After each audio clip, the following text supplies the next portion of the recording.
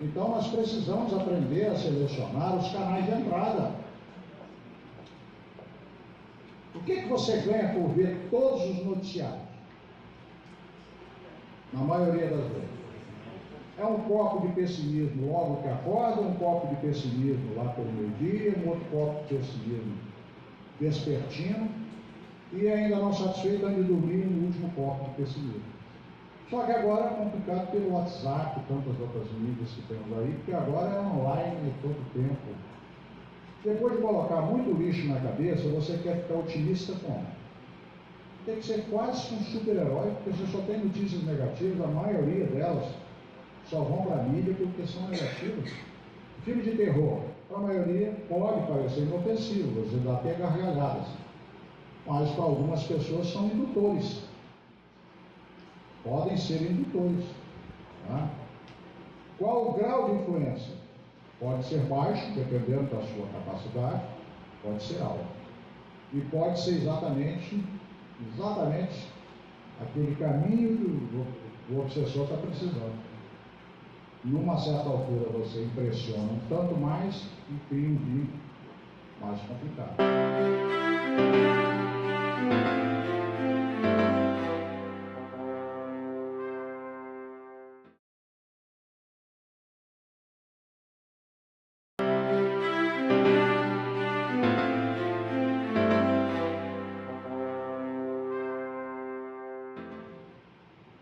Vamos lá?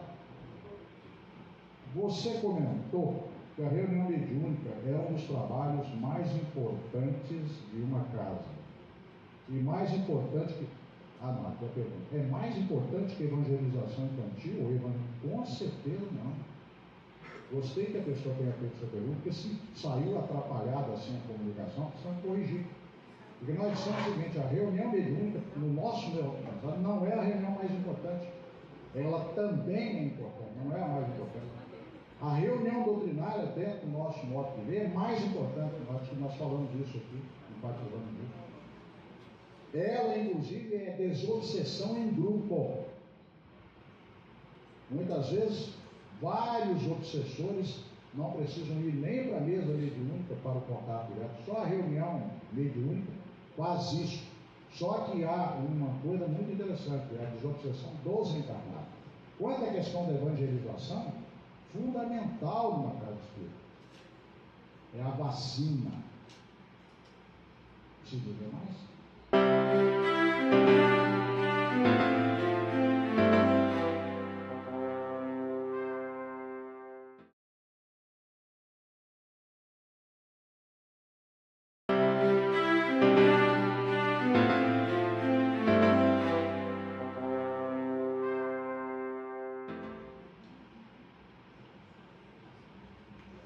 Esclarecer-se na questão 459 do Livro dos Espíritos, repete que os Espíritos nos dirigem, significa que a maioria de nós estamos obsediados. Olha, essa foi uma dúvida que eu tive quando eu comecei na doutrina, o seguinte, que história é essa que nós, mais do que nós imaginamos, eles nos dirigem, então nós somos teleguiados? Eu levei muito tempo para entender o que eles quiseram dizer. Aí André Luiz fala da onda mental, do oceano de ondas, onde estamos mergulhados, e a gente vai começar a entender que onde você colocar o seu tesouro, aí estará o teu coração, como disse Jesus. O que você valoriza? Você dá valor a quê? De que você fala? O que você faz? Como é que você ocupa seu tempo? Se você analisar isso, você sabe quem são os seus companheiros espirituais. Quanto elas podem te influenciar? Tanto quanto você também as influencia. Então essa influência, às vezes, é muito sutil. Vocês já perceberam que a gente vai, às vezes, por uma rua, distraído? Basta passar por uma banca de revista e uma manchete sugestiva e a gente muda a referência do pensamento a partir dali? Quantas influências nós temos? Um WhatsApp, tão comum hoje, que pode chegar uma mensagem exata que a gente está precisando, e pode chegar uma mensagem que joga o nosso pessimismo alguns graus acima. Vigilância.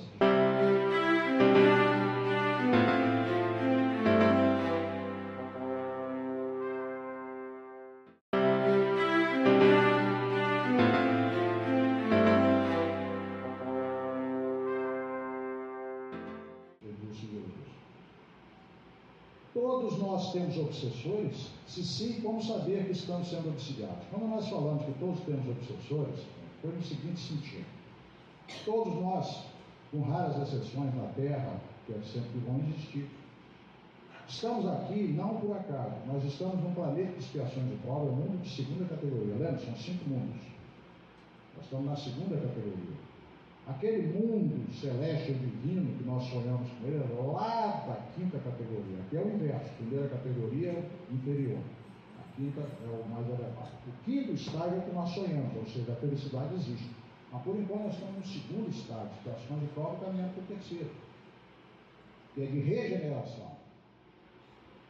Lembre-se que no 4º estágio, o mal sobrepuja, o bem sobrepuja o mal. No 4º estágio. Então, às vezes, a gente sonha com a felicidade que ainda não merece.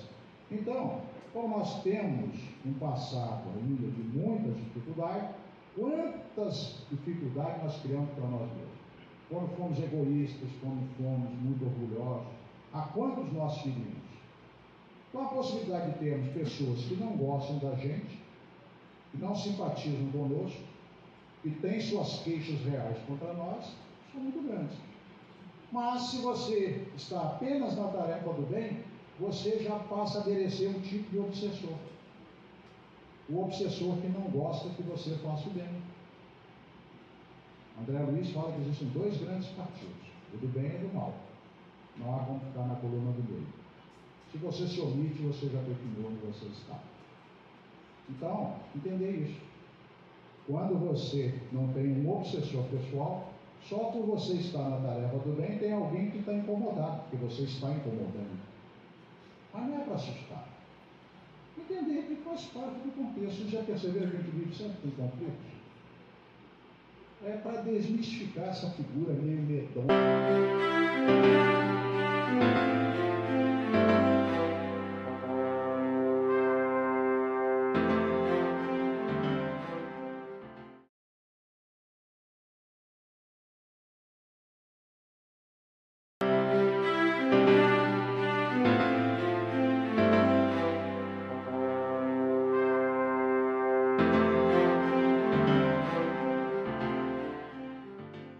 Obsessão é sinal de mediunidade?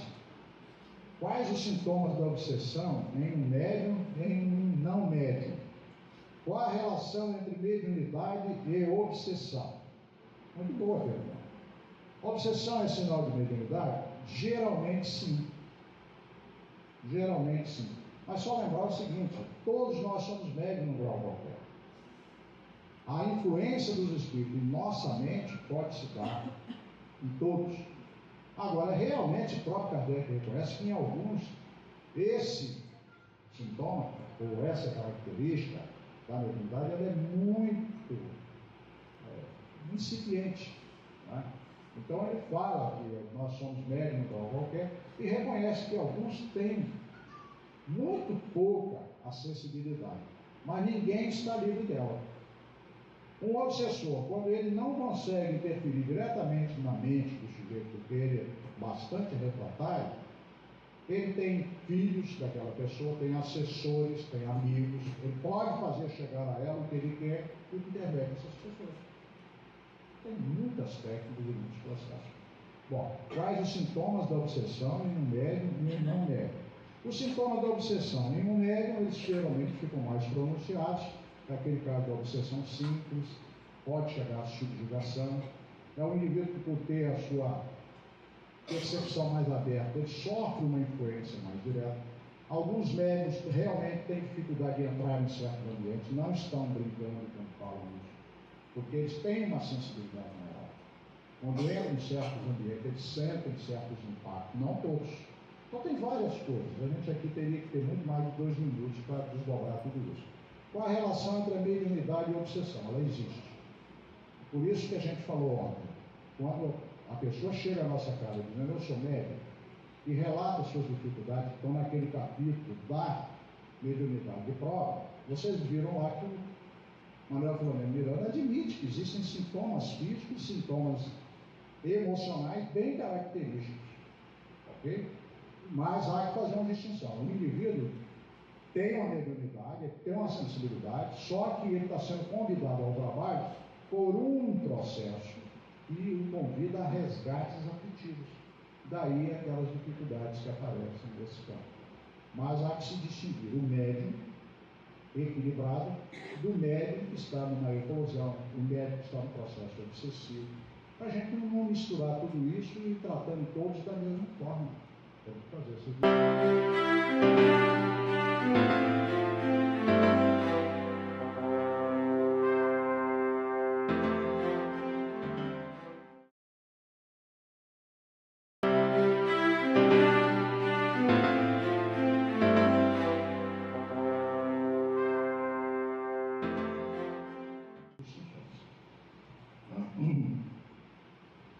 Um encarnado pode achar que está lúcido, mas estar hipnotizado?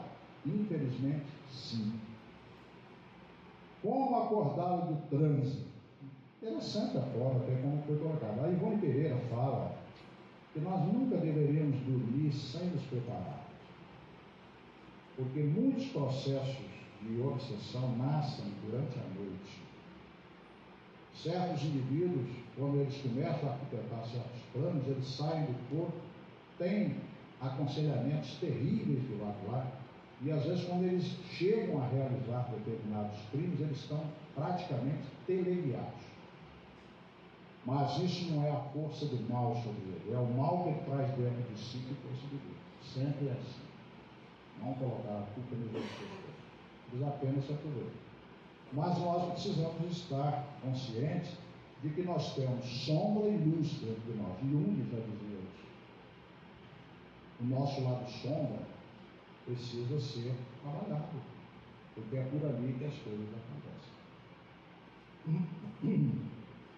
Por onde se inicia a obsessão? Acabamos respondendo um pouco disso.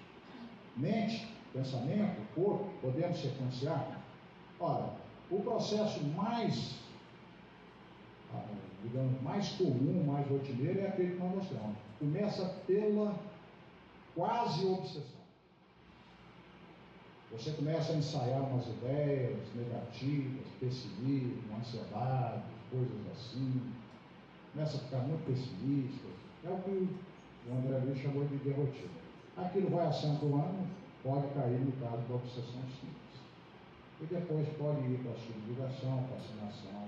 Infelizmente pode chegar até a possessão. Às vezes a pessoa, quando chega na nossa casa, fala assim: olha, de uma hora para outra aconteceu isso. É só você fazer um repertório com ela, ela vai perceber que aquilo vem de muito mais longe do que ela pensa. Raramente vocês vão ver um caso de alguém que teve uma crise realmente repentina. Raramente. Também sempre vai existir uma exceção. Normalmente você faz um repertório com ela, ela se dá conta. Eu estou com 22 anos agora com essa problemática toda, mas aos 17 eu já tinha ali, você começa a perceber, a coisa foi graduando, a pessoa não se preocupa. Então, por onde se inicia? Geralmente de uma forma sutil, para a gente não se dá conta.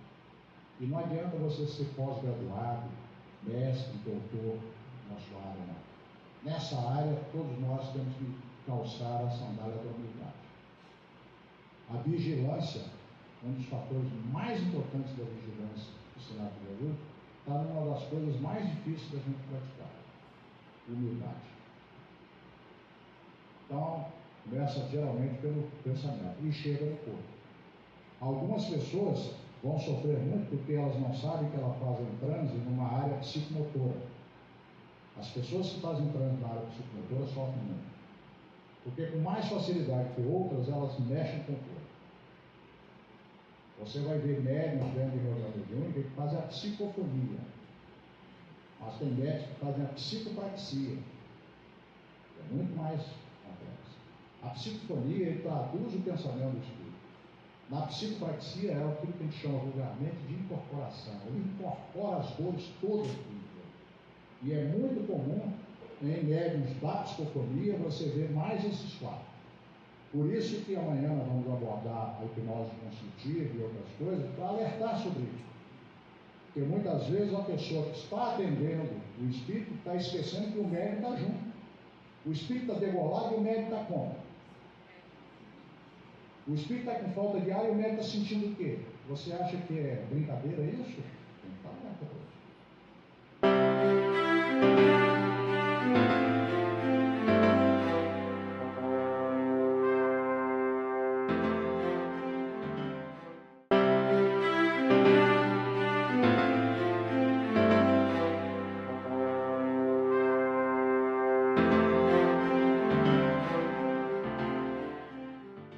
Volte no próximo capítulo. Na possessão, o espírito afasta o espírito do corpo e se ocupa dele. Não é bem assim. Nós não temos linguagem para definir certas coisas. Por mais que você saiba o que é uma onda eletromagnética, você consegue realmente saber o que é uma onda eletromagnética de rádio? Você pode aprender até a dominar o processo para que você tenha ali as telecomunicações. Mas a essência do átomo você consegue penetrar? Então, certas coisas nunca serão realmente aquilo que são por causa da nossa pobreza de linguagem. Mas quem pode dizer é o seguinte, que na subjugação há uma ação que pode ser inclusive à distância. Subjuga o indivíduo, é mais um processo mente. Na possessão, não. O obsessor ou o espírito que se ajusta com o médium ali, ele precisa quase que respirar através do médium, olhar através do médium, se alimentar através do médium. Ele precisa disso. Então essa conexão se faz de maneira mais intensa, perispírito a perispírito. De sorte que vai direção que você tem realmente é quem menos está naquele corpo é o dono. Não, ele está ali. Há um processo de tamanho domínio que ele se tornou com muito passivo e o que se manifesta é a outra entidade. A ponto de você, em casos de condomínio espiritual, vejam lá o Hermínio novamente. Gente, eu não estava programando falar tanto de Hermínio aqui não sei, eu acho que o Hermínio deve estar por aí. Tem algum médico vidente aí? Né? Quem é que está falando? Hermínio está aí? Deve estar, porque eu estou falando demais de Hermínio, gente. Então, meu abraço para o Hermínio. Meu abraço para o Hermínio, companheirão. Fantástico, Hermínio. Como eu não vejo, não ouço, você me ajuda. Dá um abraço para ele. Ele está ouvindo a gente. Né? Mas o Hermínio fala do condomínio espiritual. Tá? Vou deixar vocês com o endereço, senão a gente vira outra palestra. Vamos lá? O título do livro é Condomínio Espiritual. Ok?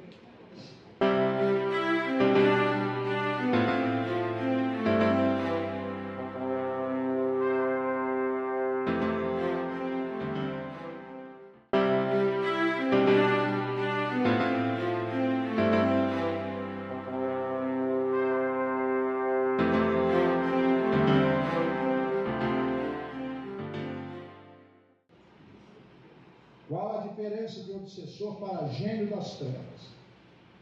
O obsessor somos todos nós, que somos meio obsessores de alguém, não é não? A gente não incomoda ninguém? O obsessor não é aquele que incomoda? A gente tem que ir demistificando essas palavras. Okay? Agora, quando a gente fala gênio das trevas, é para dizer o seguinte: assim como existem organizações do bem, existem organizações do mal. Para subir na hierarquia no bem, há que ter certas qualificações, certas qualidades. Para você ascender na hierarquia do mal, também você tem que ter. Já tem que ser mais esperto que o outro, mais sagaz, uma maldade mais acentuada, alguma coisa. Vocês sabem o que um gênio das trevas fez? E isso está relatado no Trilhas da Libertação? Leiam lá Trilhas da Libertação, no Maior Filomeno. Ele disse o seguinte: o gênio anterior das trevas, aquela organização, se converteu ao bem, porque dia mais dia menos isso vai acontecer. Ele era milênios naquela proposta, mas sempre vai ocorrer aquilo que Jesus já falou, que é o filho pródigo. Um dia cai em si e faz o caminho de volta, muitas vezes de forma dolorosa, né? Mas quando numa organização cai o líder, o que acontece imediatamente? Tem vários candidatos para ocupar o lugar. E na concorrência desses, e aí vai passar por 2 minutos, Vai abrir um pouquinho esse espaço. Nessa concorrência, vários candidatos. Quem ganhou? Foi aquele que trouxe uma proposta diferente. Falou assim, vamos parar com esse negócio de ficar perseguindo o sujeito, provocando dores no sujeito, atormentando o sujeito. Sabe por quê? Porque ele vai fazer prece, vai procurar casa espírita, vai procurar igreja, vai fazer outra coisa. Mas tem que fazer uma coisa mais inteligente. Vamos influenciá-los a fazer coisas que eles nunca vão pedir socorro. Parafraseando o Buda com as quatro grandes verdades, existem 4 grandes verdades que nós vamos explorar. Vamos ser rápido. Sexo, é só olhar o que está acontecendo. Narcisismo, poder e dinheiro. Se gritar, pega ladrão. Não sobra um, meu irmão. Por isso que eu dizia, eu não tenho obsessor. Eu tenho obsessores.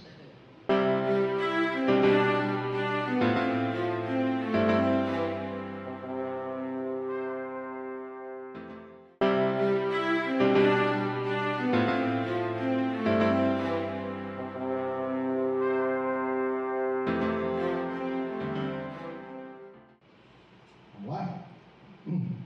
O dirigente das trevas atua sozinho ou acompanhado de outros? Nossa, ele comanda legiões. Quem tem essa prática e já chegou nesse ponto, o primeiro que chega de um processo obsessivo, quando mais complexo, é às vezes um vampiro, que nem sabe que ele é teleguiado naquele processo. Depois vem alguém que é um supervisor do processo. Muito difícil chegar no gênio das trevas. Você tem que estar criando uma perturbação muito grande e tem que ter uma organização muito bem fundamentada para poder chegar nesse nível. Por isso que Kardec fala, só deveríamos fazer contato com o mundo espiritual de forma bastante consciente e com objetivos muito sérios para ganhar o amparo da espiritualidade. Sem isso, era melhor não fazer. Então, muitos de nós ainda não têm condição de lidar com esse nível de complexidade.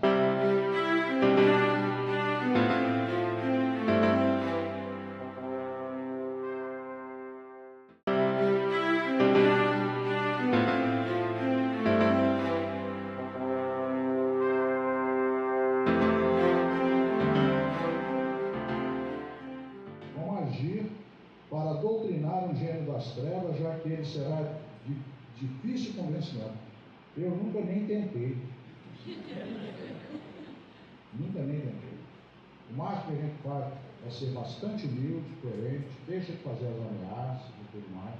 Só mostra para ele que, apesar de todo o poder que ele tem, nós temos um compromisso com o bem. Nós precisamos continuar.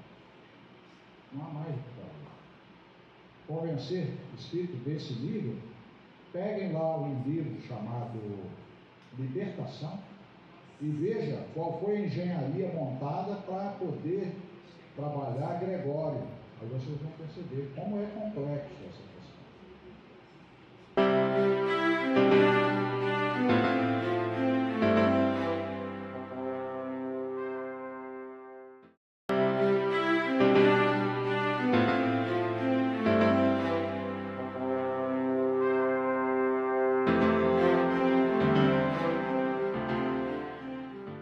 Como reconhecer quando um grupo mediúnico está sob obsessão? Caramba, existe isso? Existe, infelizmente. Grupo inteiro obsidiado. Por falta de estudar livro dos médiuns. E as recomendações estão todas lá muito claras. Vou dar um exemplo. Uma vez um obsessor, o espírito se comunicou através do médium na nossa reunião e falou assim, vocês são todos uns bobocas. Falando comigo. Ele, na verdade, queria fazer esse elogiozinho, não. Queria falar uma coisa muito mais pesada. O médium, consciente, não deixou que ele falasse o palavrão que ele queria falar. Então, traduziu como bobocas. Aí eu dei corda. Por que somos bobocas? A coisa mais fácil do mundo enganar vocês é só chegar aqui, decorar um texto evangélico, falar aqui através do médium, você já começa a achar que ele é o mentor que está falando. Aí depois a gente volta, traz mais uma receitinha decorada, traz mais uma, depois do certo tempo vocês já estão totalmente desarmados. Por isso que Kardec, lá no livro dos Médiuns, fala o seguinte: primeiro ele trouxe a recomendação de Erasto, nós vamos ao método Erasto, já falamos isso aqui ontem. Passar pelo crivo da razão sempre. 20 anos depois, até a fala do mentor passa pelo crivo da razão. 30 anos depois passa pelo crivo da razão. Porque ninguém sabe onde é que a gente pode tropeçar. Tá? Mas é o mesmo médico, você sabe o que anda conversando na vida dele. Então, sempre passar pelo crivo da razão. Então, Kardec disse que muitas vezes a gente só consegue identificar um espírito mistificador depois da 10ª comunicação. Porque nas 9 comunicações não há nada de irrepreensível. É perfeito. Mas ele não está ali para isso. Ele vai ficar a vida inteira trazendo boas mensagens. Uma hora ele vai começar a colocar as pimentinhas dele, só que é na 10ª mensagem, na 11ª, lá na frente. Aí a gente já está desarmado, já está conquistado e não se dá conta. Casos e casos a gente poderia contar, mas vamos em frente.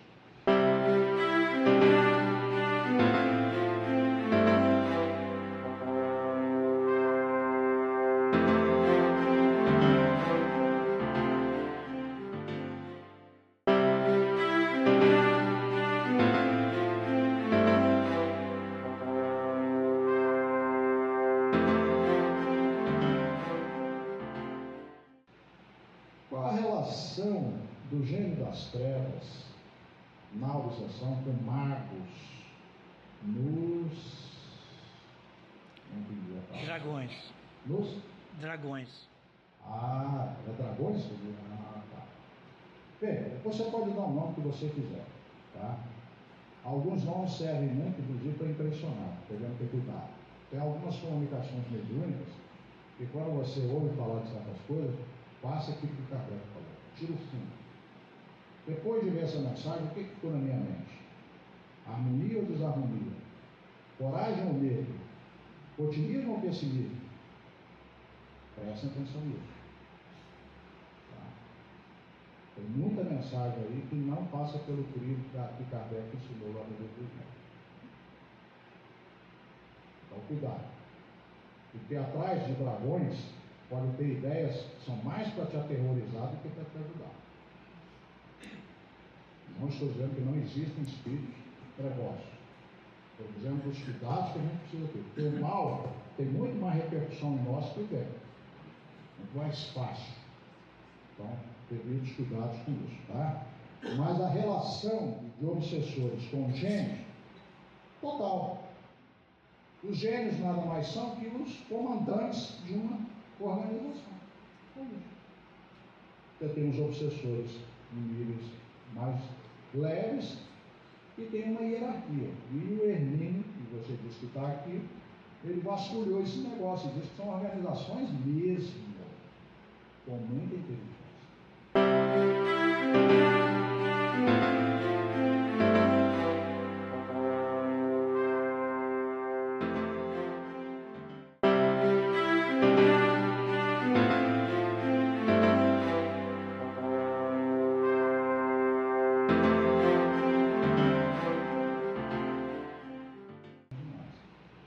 Existem magnetizadores para o bom e bem para o mal.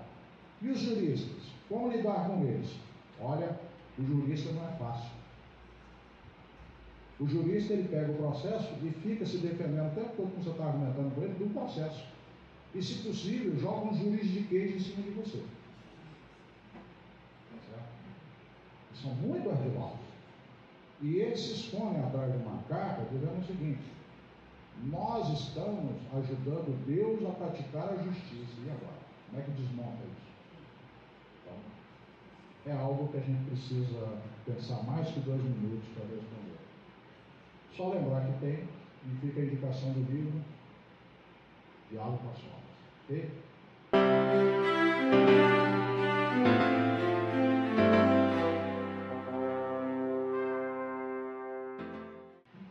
Você pode dar mais características do jurista? Então, gostaram do jurista, do planejador e dirigente da sede? O jurista é esse, tá? Faz parte de uma organização que se autodenomina como justiceiros.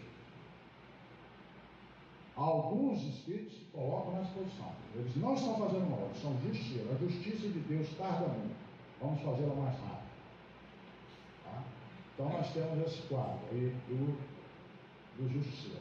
O jurista já é um quadro um pouquinho mais sofisticado, porque eles vão mesmo. Eu me lembro de um caso que nós estávamos lidando com ele, que veio o jurista e dizendo o seguinte: vocês estão se metendo onde não deviam, e esse caso é nosso, e olha quantos processos nós temos aqui desse cidadão. E ele ficava folheando lá o processo em cima da mesa. Se tivesse um médium vidente, ele certamente veria, inclusive, o processo em cima da mesa. Com esses métodos modernos que nós temos hoje, provavelmente ela traz um computadorzinho. Vem cá, dá uma olhadinha aqui. Por que não? O planejador já falamos. Você, como executivo, você é bom de fazer acontecer, mas não tem muito tempo ou habilidade para ficar planejando, estudando. Quem trabalha em empresa sabe disso. O executivo é um homem de fazer acontecer, mas certas coisas são rápidas de resolver, certas coisas pedem estudo. Então você tem uma equipe ou alguém que diz: estuda esse caso para mim, faça um projeto para mim. Aí o cara tem inteligência para mapear um mundo de informações e trazer algo consistente. Tá? Esse é o planejador. Existem casos de obsessão que passam por planejamentos incríveis. Começa na infância e só dá um ataque final aos 30 anos de idade. Eles têm essa paciência. Infelizmente, não quero tirar o sono de ninguém. Imagina.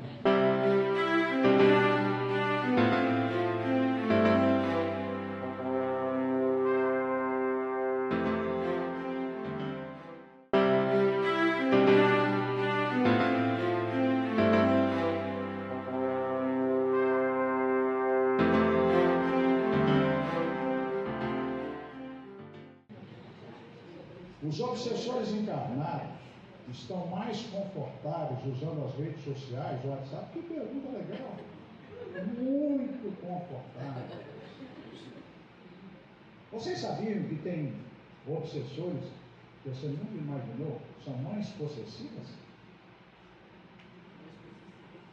Que querem saber, monitorar o tempo do filho 24 horas, e agora através do WhatsApp, celular. Por que você tem essa cara, Silveira? Nada. Eu também sou muito indiscreto. Poxa, como é que você fala um negócio desse comigo, irmão? Pelo amor de Deus. A gente gosta tanto que a gente quer ter muito perto, muito sob controle. Não é? E aí essas ferramentas ajudam. Você sabia que tem gente que consegue mapear agora a infidelidade via GPS? Onde é que você estava? Nossa, é sério. Ou vocês acham que eles não usam tecnologia também? Mas por que você se fixa desse lado do WhatsApp? Por que você não se fixa no bem? Quanta coisa positiva. Por que você olha a internet trazendo coisas maravilhosas? A gente quer fazer uma palestra de um assunto que a gente domina há pouco, você que meia hora depois você já tem material para fazer palestra, para fazer um seminário. Tanta riqueza de Deus. Mas se você também quiser se aconselhar no mal, tem uma infinidade de coisas. Por que você se fixa só no lado negativo? A influência espiritual pode ser positiva e negativa. Por que você só pensa no obsessor? Por que você não pensa no benfeitor? Por que você não pensa no anjo da guarda? Entender isso, gente. Não tem essa tragédia toda, não. É o nosso modo de ver. Você é obrigado a ver o WhatsApp que chega na sua casa? Ou você pode descartá-lo? Pelo amor de Deus. O comando está em você.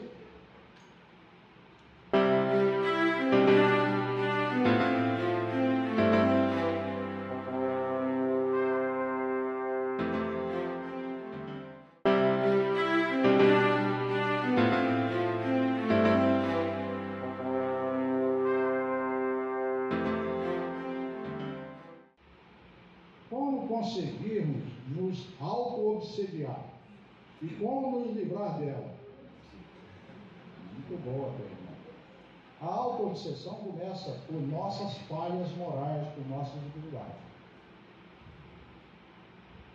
Às vezes o indivíduo não se conhece suficientemente, mas ele não consegue lidar com certas decepções. E certas decepções, se acontecerem, trazem à tona aquelas coisas que estavam tanto ocultas. Nós podemos levar 50 anos achando que temos fé, até a hora que acontece uma tal coisa em nossa vida que a gente descobre que a nossa fé não é aquela que a gente pensava. Infelizmente isso acontece. Então, nós podemos ter uma mágoa que a gente carrega e não se dá conta dela. Vocês já repararam como é que a gente promover, mas isso foi tratado no Sintonia 2, Sintonia da Mediunidade, o Sintoma da Mediunidade 1, nós fizemos aquele trabalho de ontem, está lá na internet.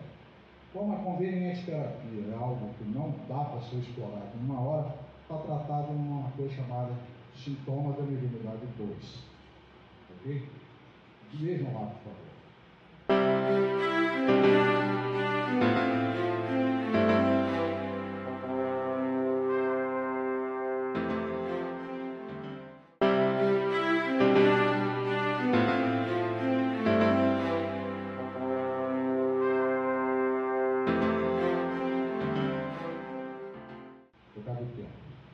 O orgulho e o egoísmo arraigado, o orgulho e o egoísmo arraigado, forte, pode tornar-se uma auto-obsessão?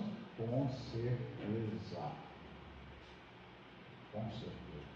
O que os Espíritos disseram lá no Evangelho segundo o Espírito? Quais são as duas chagas da humanidade? Egoísmo e orgulho. Se você fizer um trabalho de autoconhecimento, pode acontecer com você o que acontece comigo. Eu tenho hora que eu acho que eu sou mais egoísta que orgulhoso. Aí acontece um episódio na minha vida naquele dia, ou no dia seguinte, eu vejo meu orgulho de nível tão alto que agora já não sei. Eu sou mais orgulhoso que egoísta ou sou mais egoísta que orgulhoso? Eu tenho hora que eu não sei. Eu sei que são as duas coisas. Só tenho certeza. Por que nós estamos pedindo um mundo que nós não merecemos? Porque nós queremos que as outras pessoas deixem de ser orgulhosas para bater palma para nós. Nós queremos que as outras pessoas deixem de ser egoístas para servir. Por isso que nós estamos no mundo que nós estamos. Porque também a outra pessoa quer a mesma coisa. Então junta todo mundo para ver o que dá. Qual é a definição de umbral segundo André Luiz? Não são obrigados a lembrar. O umbral é aquele lugar onde todo mundo grita querendo pão e ninguém tem razão. Quem é que vai fazer o pão?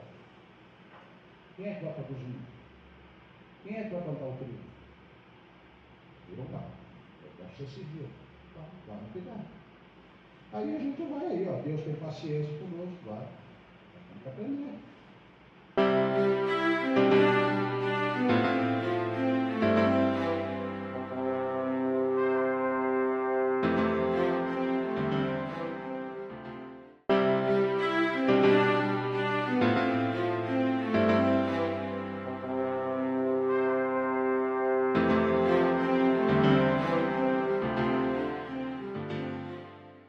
WhatsApp, opa, outra vez, acho que é o WhatsApp, aqui é o WhatsApp. Está sendo uma obsessão de encarnado para encarnado? Com certeza, para vários casos, mas não todos. Está servindo de obsessão também. Pode servir para tudo. Nós conhecemos uma pessoa que ela não gosta do pai, ela tem o hábito de passar boas mensagens para as pessoas. Volta e meia ela recebe um recadinho. Era tudo que eu precisava. Hoje eu estava exatamente vendo essa mensagem que eu mandei. Obrigado. Mas é obsessão. Não é só obsessão. Como lidar com isso? Acabamos de responder. Você é dono do seu corpo. Você é dono da sua mente. Você é médium. Médium tem que tomar consciência. Você é dono do seu corpo, dono da sua mente. A chave está na sua mão. Você abre a porta para quem? Essa é a questão.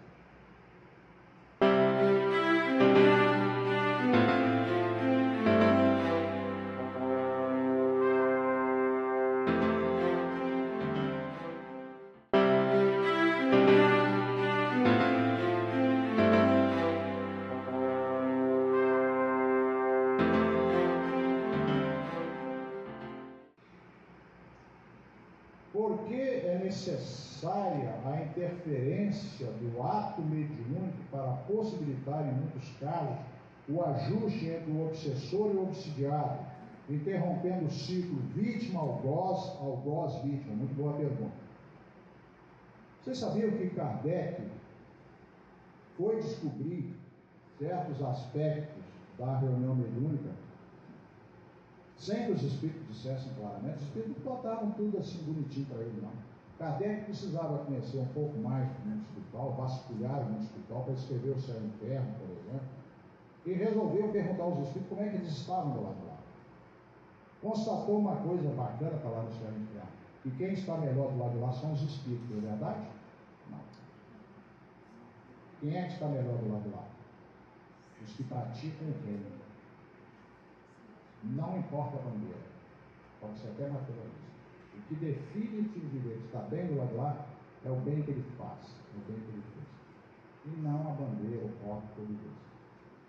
E aí ele conversando com certos espíritos muito infelizes, além dele trazer a informação que precisava colocar lá no Evangelho, no Céu e no Inferno, etc., ele, compadecido, deu palavra de estímulo, disse que o grupo iria orar por aquele personagem e tudo mais. E teve uma oportunidade de 1 ano depois, 2 anos depois, o indivíduo espontaneamente voltar para agradecer os benefícios que recebeu. Foi assim que ele descobriu a desobsessão. E os espíritos deveriam ter o contato com os desencarnados, porque eles são tão irmãos nossos quanto os que estão do lado de cá. Muitos deles precisam de ajuda. Portanto, não se espante se na sua reunião só aparecerem espíritos desequilibrados. Você queria que numa reunião de obsessão aparecesse o quê? Você quer que apareçam lá os espíritos que estão lúcidos? Aí você conclui que os espíritos do lado de lá, ninguém sabe que morreu, ninguém... estão todos ajustados? Não. Você está dentro do pronto-socorro, você quer que chegue o quê? Aí, em função do seu pronto-socorro, você tira uma dedução do mundo espiritual? São essas coisas que o bom senso pede que a gente faça.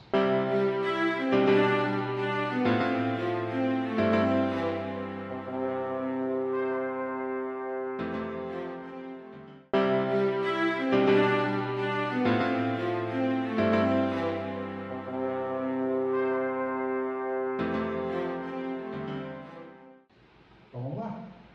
Minha filha tem 10 anos, sente tristeza e chora. Tem consciência, que bom, de se tratar de influência espiritual, que ótimo. Como, em função de sua idade, pode lidar com essa situação? Uma criança de 10 anos pode ser mais adulta que uma de 20. Chico Xavier, aos 10 anos, tinha uma maturidade e o pai queria colocá-lo no hospício, porque a vida dele não era fácil, mas não pôde, porque já nessa pouca idade, um pouquinho mais, ele já trazia sustento para cá. Então, entender que nós somos espíritos reencarnados com graus diferentes de maturidade. Depende da maturidade dessa criança. Se uma criança que sente tristeza e chora já tem consciência que se trata de doença espiritual, parece ser alguém que já pode ir um pouquinho mais além e a gente sutilmente passar o remédio que foi indicado para André Luiz lá no Influências Espirituais Sutis, que não tem nada a ver com nenhum procedimento na área do estudo. Então, desculpe mais uma vez, está tratado na internet. Dores da alma é uma análise igual àquela dos sintomas em cima dessa mensagem do André Luiz. Mas a gente vai ficar tudo mandando para depois, porque a gente não vai poder ver. Quais são os remédios que ele indica para a influência espiritual sutil, já que todos estamos sujeitos a ela? Primeiro, tomar consciência. Aqui ela diz que a criança de 10 anos já tem consciência. O primeiro remédio, graças a Deus, essa criança já conhece. Qual o segundo remédio? Humildade. Quando eu vi isso a primeira vez que eu estava estudando essa lição, que é um assunto da nossa área, né? Eu falei, o que tem a ver a humildade? É incrível. Atrás de uma tristeza tem uma resistência. Atrás de uma depressão tem eu não aceito que isso tenha acontecido comigo. Atrás de uma ansiedade tem eu não aceito que isso venha acontecer comigo. Há uma resistência. Resistência nasce de uma coisa profunda chamada orgulho. Por isso que o remédio é humildade. Aceitar a vida como ela é.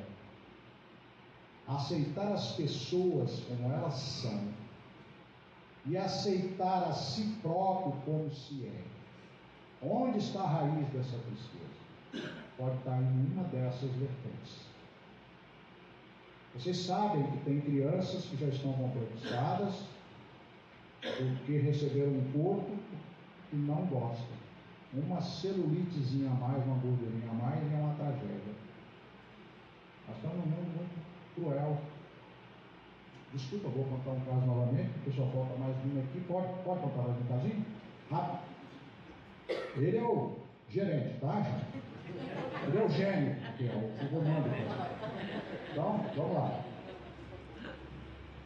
Há um tempo atrás, uma senhora levou uma adolescente para conversar conosco no atendimento fraterno na Vitória. Poderia ter conversado com outros atendentes. Estou contando o caso porque foi do mundo. Essa menina estava entrando num processo de depressão. Ao conversar sobre o processo, veio um caso interessante.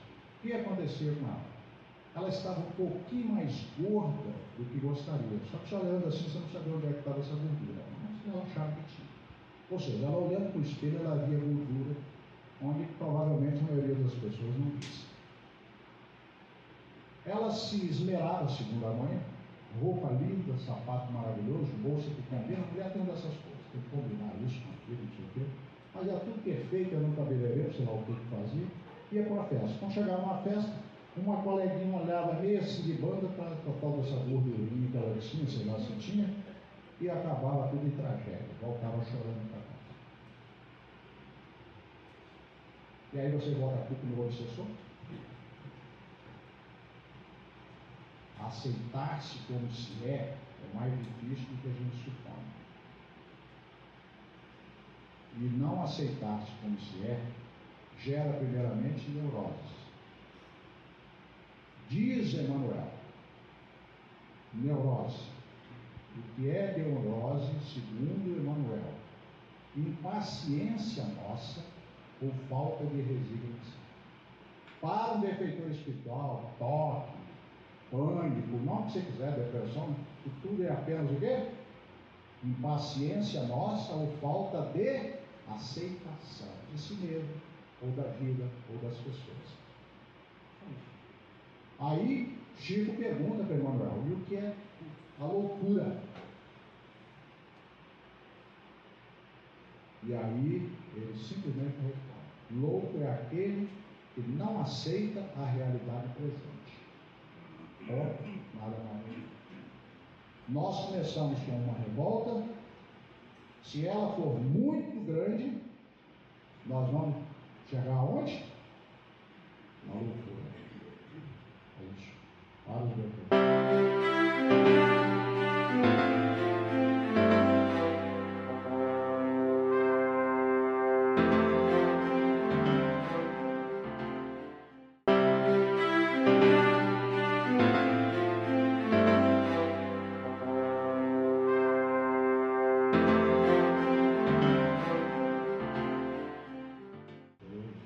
E para fechar, pode ser a última.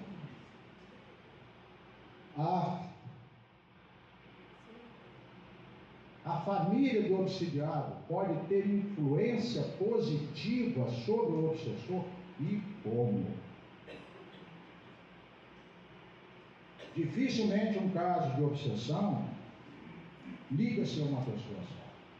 Na mesa mediúnica você às vezes percebe que ali há uma queixa, não só de uma pessoa, mas aquele jovem às vezes que está sofrendo o processo, ali um filho muitas vezes, quadros complicados, e aquele obsessor tem queixa com a mãe também, tem queixa com o pai, ou com um dos dois. Às vezes são situações entrelaçadas.